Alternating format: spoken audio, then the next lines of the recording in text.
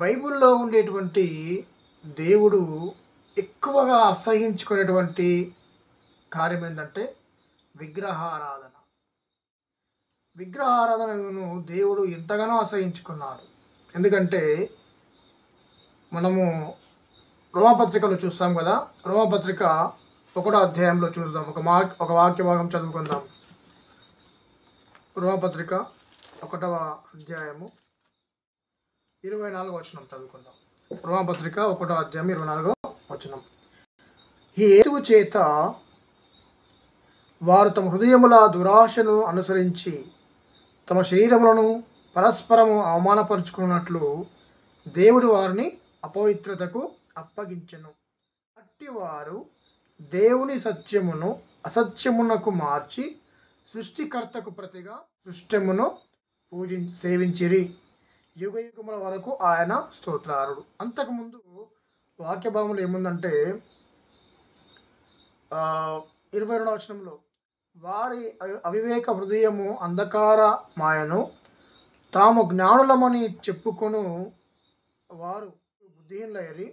వారు అక్షయుడగు దేవుని మహిమను క్షయమగు మనుషుల యొక్కయు పక్షుల యొక్కయు చతుష్పాద జంతువుల యొక్కయు పురుగుల యొక్కయు ప్రతిమాస్వరూపములుగా మార్చిరి. సో ఇక్కడ దేవునికి బదులుగా సృష్టికర్తకు బదులుగా సృష్టిని పూజించడము. సృష్టికర్తకు బదులుగా సృష్టిని పూజించడం ఏమంటుందంటే వారి అవివేక హృదయము అంధకారమాయను తాము జ్ఞానులమని చెప్పుకొని బుద్ధిహీనులైరి. చాలామంది జ్ఞానవంతులుగా ఈ లోకంలో పొగడబడేటువంటి వాళ్ళు, వీళ్ళు మేధావులు అని చెప్పుకున్నటువంటి వాళ్ళందరూ కూడా చాలామంది విగ్రహాలను పూజించేటువంటి వారుగా కనిపిస్తూ ఉన్నారు. అందుకే వారు అక్షయుడగు దేవుని మహిమను, అక్షయుడు అంటే క్షయము అంటే నాశనం కానటువంటి వాడు, అంటే ఆయన ఎప్పుడు కూడా నాశనం అనేది ఉండదు. ఆయన అక్షయుడు. దేవుని మహిమను క్షయమగు జంతువుల యొక్కయు, క్షయం అంటే నాశనం అయ్యేటువంటిది. సో జంతువుల యొక్కయు పక్షుల యొక్కయు చతుష్పాద జంతువుల యొక్కయు తర్వాత పక్షుల యొక్కయు మనుషుల యొక్కయు పురుగుల యొక్కయు ప్రతిమాస్వరూపముగా మార్చిరి. చూడండి, మానవుడే ఇవన్నిటికీ కారణము, ఎవరు కాదు. ఎందుకంటే సృష్టికర్తను విడిచిపెట్టి సృష్టిని పూజించడం ప్రారంభించినాడు. అంటే ఇప్పుడు చూడండి, సృష్టికర్త ఇలాంటి వాటికి మరి అంగీకరిస్తాడా? ఎందుకంటే తన స్థానంలో ఇంకొక ఏదో ఒక వస్తువుకు లేదంటే ఏదో ఒక జంతువుకు ఆ మహిమను మనుషులు ఆపాదించినప్పుడు దేవుడు ఎంతగా అసహించుకుంటాడు, ఎంత కోపడతాడు. అన్య దేవతలను అనుసరించుట పూజించుట వాటికి నమస్కారము చేయుట పాపం అని రాయబడి ఉంది. విగ్రహారాధన పాపం అని ఇక్కడ రాయబడి ఉంది. కీర్తనలు 115వ అధ్యాయము 4 నుంచి 8 వచనాల్లో విగ్రహాలు ఎలా తయారు చేస్తారు అని రాయబడి ఉంది. విగ్రహాలు వెండివి, బంగారువి. కొన్ని విగ్రహాలు వెండితో చేస్తూ ఉంటారు, కొన్ని విగ్రహాలు బంగారంతో చేస్తూ ఉంటారు. తర్వాత మనుషుల యొక్క చేతి పనులు అని రాయబడి ఉంది. మనుషుల యొక్క చేతి పనులు. నోరుండి మాట్లాడవు, చూడవు అంటే కళ్ళుండి చూడవు, చెవులుండి వినవు, ముక్కుండి వాసన చూడవు, చేతులున్న ముట్టవు, నడవవు, మాట్లాడవు. సో ఇవన్నీ కూడా చేయట్లేదు అంటే అందులో జీవము లేదు అర్థం. సో నోరుండి మాట్లాడట్లేదు, చెవులుండి వినట్లేదు, ముక్కుండి వాసన చూడట్లేదు, చేతులుండి ముట్టట్లేదు, కాళ్ళుండి నడవట్లేదు అని అంటే వాటిలో జీవం లేదు అని అర్థం. ఎందుకంటే ఒక చిన్న జీవిని మనము ఆలోచిస్తే అందులో జీవం ఉన్నప్పుడు ఆ చిన్న దోమ కూడా అది కదులుతూ ఉంటుంది. లేదంటే ఒక జంతువు అది అందులో జీవం ఉన్నప్పుడు అది కదులుతుంది కదా. మరి ఇవి అన్నీ కూడా వెండితో బంగారంతో చేయబడినటువంటి ఇది, లేదంటే మనుషుల చేత చేయబడినటువంటి ఈ విగ్రహాలు కదులుతాయా, మాట్లాడతాయా? అవి ఉన్నటువంటి ప్లేస్ నుంచి కనీసం ఒక మిల్లీ సెంటీమీటర్ అందులో 0.00 సెంటీమీటర్ కూడా అవి జరగలేవు. ఎందుకంటే వాటిలో జీవము లేదు కనుక. చేయువారు వాటిని చేయువారు వాటి యందు నమ్మకం ఉంచేవారు వాటి వంటి వారే అని బైబిల్ చెప్తా ఉంది. కాబట్టి విగ్రహాలు అవి దేనికి కూడా పనికిరానివి, అవి సహాయం చేసేటువంటివి కాదు అని మనం అర్థం చేసుకోవాలి. 135 కీర్తన 15-19 చదివితే అక్కడ వాటి నోళ్ళలో ఊపిరి లేదని రాయబడి ఉంది. వాటి నోరు ఉంటుంది కానీ వాటికి ఊపిరి ఉండదు కదా. విగ్రహం చేసేటువంటి వాడు ఏం చేస్తాడంటే దానికి నోరు తయారు చేస్తాడు, ఒక కళ్ళను తయారు చేస్తాడు, ముక్కును తయారు చేస్తాడు, అన్నీ తయారు చేస్తాడు. కానీ వాటికి చలనం ఉండదు, నోరుండి అది ఊపిరి కూడా పీల్చలేదు. తర్వాత చాలా రకాల దేవతల్ని ప్రజలు పూజిస్తూ ఉంటారు.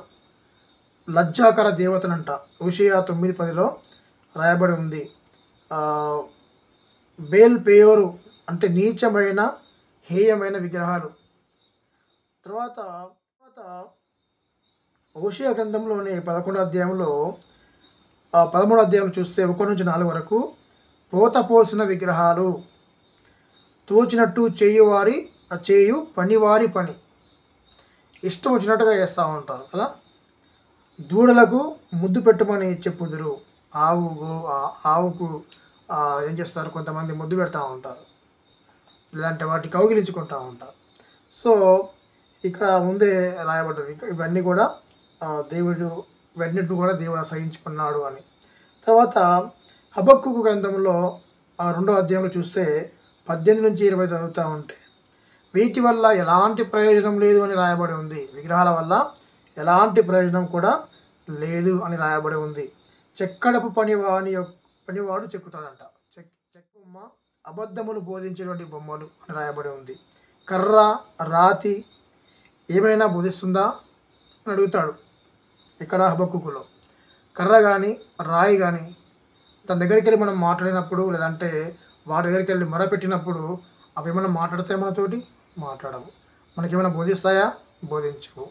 ఇంకేమంటున్నాడు, వెండి బంగారంతో పోతపోయబడినవి. వెండితోన బంగారంతోన వాటిని పోతపోస్తారంట. వాటికి శ్వాస లేదు, లెమ్ము అని చెప్పువారికి శ్రమ. సో కదా, ఆకాశ సమూహాలను కూడా కొంతమంది మొక్కుతూ ఉంటారు. ఆకాశంలో ఉన్నటువంటి సూర్యునికి కానీ, నక్షత్రాలకు కానీ, చంద్రునికి కానీ, ఇలాంటి ఆకాశానికి కానీ చాలామంది మొక్కుతూ ఉంటారు. సో అవన్నీ కూడా దేవుడు వాటిని పాపముగా పరిగణిస్తాడు అని మనము అర్థం చేసుకోవాలి. దేవుడు విగ్రహ పూజను అసహించుకుంటాడని ఇర్మియా గ్రంథంలో ఎన్నోసార్లు రాయబడింది. ఇర్మియా గ్రంథంలో అయితే విగ్రహ పూజను దేవుడు ఎంత అసహించుకుంటాడో అని చెప్పడానికి ఇర్మియా గ్రంథం చాలు. ఎందుకంటే ఇర్మియా గ్రంథంలో చాలాసార్లు విగ్రహారాధన గురించి రాయబడ్డది. 15వ అధ్యాయం 11లో రాయబడ్డది, 16, 17లో 20 వరకు, 19వ అధ్యాయం రాయబడ్డది, 18వ అధ్యాయం రాయబడ్డది, 17వ అధ్యాయం 12వ వచనం రాయబడ్డది, 22వ అధ్యాయం రాయబడ్డది, తర్వాత 23వ అధ్యాయంలో రాయబడ్డది. సో అవన్నీ కూడా దేనికి కూడా పనికిరావు. ఇవి విగ్రహారాధన భయంకరమైనది. ఇది ప్రజలను, లేదంటే ప్రజలను దేవునికి దూరంగా చేసేవి అని మనం ఇక్కడ చూస్తూ ఉన్నాం. ఇంకేముంది ఇక్కడ, అగ్నిలో వేసి కాల్చివేస్తారు. అవి నిజమైన దేవుళ్ళు కాదు కదా. తర్వాత అవి మనుష్యుల చేతి పని అయిన కర్రలు రాళ్ళు. 2వ రాజులు 19వ అధ్యాయంలో 18వ వచనంలో మాట రాయబడింది. అవి మనుషుల యొక్క చేతి పని అయిన కర్రలు రాళ్ళు. ఆ కర్రను తీసుకుని వచ్చి అడవిలో ఉన్నటువంటి ఒక చెట్టు నరుకుని వచ్చి ఆ చెట్టును తీసుకుని వచ్చి దాన్ని ఒక రకమైన ఆకారం తయారు చేస్తారు. లేదంటే ఏదైనా అడవిలో ఉన్నటువంటి, లేదంటే ఎక్కడో ఉన్నటువంటి ఒక రాయిని తీసుకుని వచ్చి దాన్ని చెక్కి దానికి ఒక రూపాన్ని తీసుకుని వస్తూ ఉన్నారు. అప్పుడేమంటారు, ప్రజలు ఏమంటున్నారు, అది దేవతగా దేవుళ్ళుగా కొలుస్తూ ఉన్నారు. అవి ఆ జనుల దేవతలు చాలా భయంకరమైనవి అని ఇక్కడ రాయబడింది. దేవతలు దేవుళ్ళు అనేటువంటి కర్రలు కానీ రాళ్ళు కానీ ఇవన్నిటిలో కూడా వాటిలో ఎంత మాత్రము శ్వాస లేదు, అవి ఎంత మాత్రము జీవము గలవి కాదు కదా. కొంతమంది మన భారతదేశంలో అయితే ప్రాణప్రతిష్ఠ చేస్తూ ఉంటారు.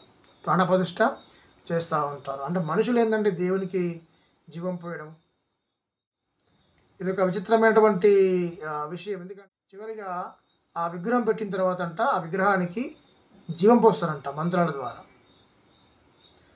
మంత్రాల ద్వారా విగ్రహాలకు జీవం పోస్తే కనీసము ఆ విగ్రహము కనీసము అంత మంత్రాలు చదివితే కూడా అది దానిలో చలనం ఉండదు.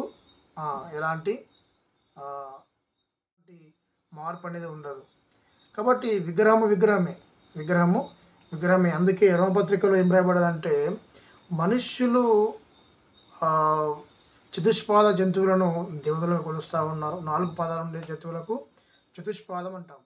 ఇంకేంది పక్షులను పూజిస్తూ ఉన్నారు, గొర్రెల్ని పూజిస్తూ ఉన్నారు, తర్వాత చెట్లను పూజిస్తూ ఉన్నారు, ఆకాశ నక్షత్రాలకు లేదంటే సూర్యునికి చంద్రునికి పూజిస్తూ ఉన్నారు. ఇలా చూస్తూ ఉంటే ప్రజలు సృష్టికర్తను పక్కన పెట్టేసి సృష్టిలో ఏదో ఒక దాన్ని పూజిస్తూ ఉన్నారు. కానీ అందుకే బైబిల్ చెప్తా ఉంది దేవుడు వాటిని అసహించుకుంటున్నాడు అని స్పష్టంగా రాయబడ్డది. 115 అధ్యాయం కీర్తనలో అయితే అక్కడ అవి ఎలాంటివి, అవి ఎంత బలహీనమైనవి అని అక్కడ రాయబడ్డది. కాబట్టి మనుషులు విగ్రహారాధన చేయకూడదు అనే విషయాన్ని మనము గమనించాలి.